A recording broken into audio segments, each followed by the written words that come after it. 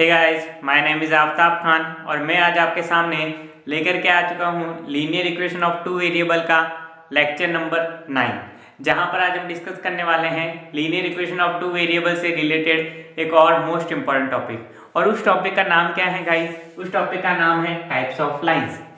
Guys, कल के lecture में भी हमने टाइप्स ऑफ लाइंस डिस्कस किया था। उसके अंदर हमने किस लाइन के बारे में डिस्कस किया था?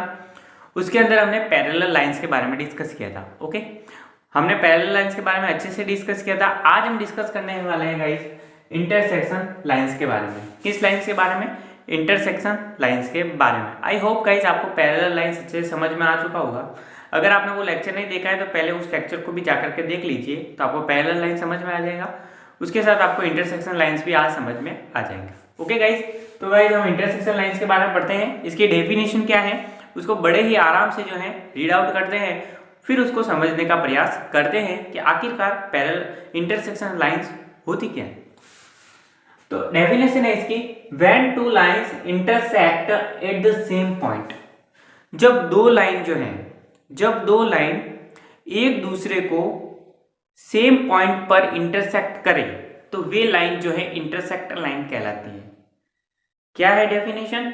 जब दो लाइन एक दूसरे को एक ही पॉइंट पर प्रतिच्छेद करे यानी कि इंटरसेक्ट करे तो वो लाइंस इंटरसेक्शन लाइन कहलाती है। जैसे गाइस यहां पर देखिए L और M दो लाइंस है।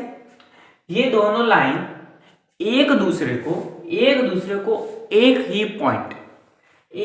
पॉइंट पर क्या करती है? इंटरसेक्ट करती है, यानी प्रतिच्छेद करती है, यानी कि एक दूसरे को काटती है एक ही पॉइंट पर। ओके, तो वो पॉइंट कौन सा है? O है, और O को हम क्या कहेंगे गाइस? इंटरसेक्शन पॉइंट कहेंगे। ओके, तो ये हमारे पास इंटरसेक्शन पॉइंट हो गया। तो इंटरसेक्शन लाइन की डेफिनेशन क्या होगी? When two line intersect at the same point. जब दो लाइन एक दूसरे को एक ही पॉइंट पर इंटरसेक्ट करें। ओके, तो O तो इसका क्या हो गया? एक कॉमन पॉइंट हो गया, एक कॉमन सॉल्यूशन हो गया।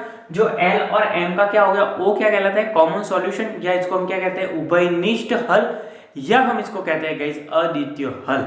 जो कि L का भी हल है और M का भी हल है, तो ये इसका क्या हो गया? कॉमन सॉल्यूशन यानी उभयनिष्ठ हल, या इसका कहलाता है यूनिक सॉल्यूशन। मोस्ट इंपॉर्टेंट है गाइस। ओके, अब देखिए गाइस ये इसकी कंडीशन क्या है। ये तो हमने ज्योमेट्री के थ्रू बताया कि हाँ L और M जो है हमें इंटरसेक्ट करती हुई दिख रही है, कि हाँ L और M जो है एक दूसरे को इंटरसेक्ट कर रही है। लेकिन गाइस बिना ज्योमेट्री के केवल इक्वेशन को देख करके हम कैसे बताएं कि ये दोनों लाइन जो है इंटरसेक्शन लाइंस है? हम कैसे बताएंगे गाइस? बिना ज्योमेट्री को किए हुए केवल इक्वेशन को देख करके कैसे बताएं? उसके लिए कंडीशन है गाइस, उसके लिए कंडीशन ये है कि हमारे पास दो इक्वेशन होती हैं। इस प्रकार की इक्वेशन होती है linear equation of two variable, a1x plus b1y plus c1 equal to 0, और दूसरी होती है a2x plus b2y plus c2 equal to 0।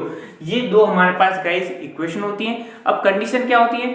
Condition हमारे पास होती है a1 अपॉन a2 अगर इक्वल नहीं हो b1 अपॉन b2 के, तो ये लाइंस जो है हमारे पास इंटरसेक्शन लाइंस कहलाती है। गाइस देखिए मोस्ट इंपॉर्टेंट, अगर a1 यानी a1 क्या है? x का कोफिशिएंट होता है a1, और यहाँ पर दूसरी लाइन जो है उसके x का कोफिशिएंट होता है a2। अगर a1 अपॉन a2 इक्वल नहीं हो b1 अपॉन b2 के, अगर ऐसा अगर हो जाए गाइस, तो ये हमारे पास क्या होती है? इंटरसेक्शन लाइंस होती है। लेकिन पैरेलल लाइंस के केस में क्या था गाइस? पैरेलल लाइंस के केस में उल्टा था। पैरेलल लाइंस के केस में क्या था? a1 अपॉन a2 जो है वो इक्वल होने चाहिए b1 अपॉन b2 के, बट यहाँ पर क्या है?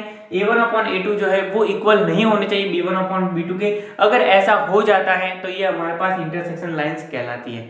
उसके बाद हम गाइस हमने देखा था कि यूनिक सॉल्यूशन यानी कि अद्वितीय हल, यानी कि केवल एक कॉमन सॉल्यूशन होता है, यानी कि L और M इंटरसेक्ट कर रहे हैं तो केवल और केवल एक सॉल्यूशन होता है। एक सॉल्यूशन का मतलब क्या है गाइस? हमने पढ़ा था कि कोई भी single linear equation of two variable होती है उसके इनफाइनाइट सॉल्यूशन होती है, लेकिन अगर कपल की फॉर्म में अगर linear equation of two variable ले उसका एक कॉमन सॉल्यूशन आ जाए तो उसे हम कहते हैं यूनिक सॉल्यूशन। उसके बाद हमने यहाँ पर अगर इंटरसेक्शन लाइंस हैं तो इंटरसेक्शन लाइंस की दोनों इक्वेशन को हम क्या कहेंगे? कंसिस्टेंस इक्वेशन कहेंगे। अगर हमारे पास इंटरसेक्शन लाइंस हैं तो उन दोनों इक्वेशन को हम कंसिस्टेंस इक्वेशन कहेंगे, और अगर हमारे पास पैरेलल लाइंस थी तो उन दोनों इक्वेशन को हम इनकंसिस्टेंस इक्वेशन कहते थे। तो अगर गाइस अभी तक आपने इसे नोट डाउन नहीं किया है तो प्लीज इसका स्क्रीनशॉट लेकर के इसे जल्दी से नोट डाउन कर लीजिए। आई होप गाइस आपको ये सारा का सारा समझ में आ चुका होगा। और अगर गाइस आपको हमारा वीडियो अगर समझ में आया है तो इस वीडियो को लाइक करें और मेरे दोस्तों के साथ शेयर करें। और अभी तक आपने हमारे चैनल को सब्सक्राइब नहीं किया है तो प्लीज चैनल को सब्सक्राइब करें और साथ ही साथ बेल आइकन को भी प्रेस करें, सो दैट कि आपको आगे आने वाले वीडियो के नोटिफिकेशन जो है वो जल्दी से जल्दी मिलते रहे। तो ठीक है गाइस, मिलते हैं अगली वीडियो के अंदर ऐसे ही इंटरेस्टिंग टॉपिक के साथ। Thank you for watching me.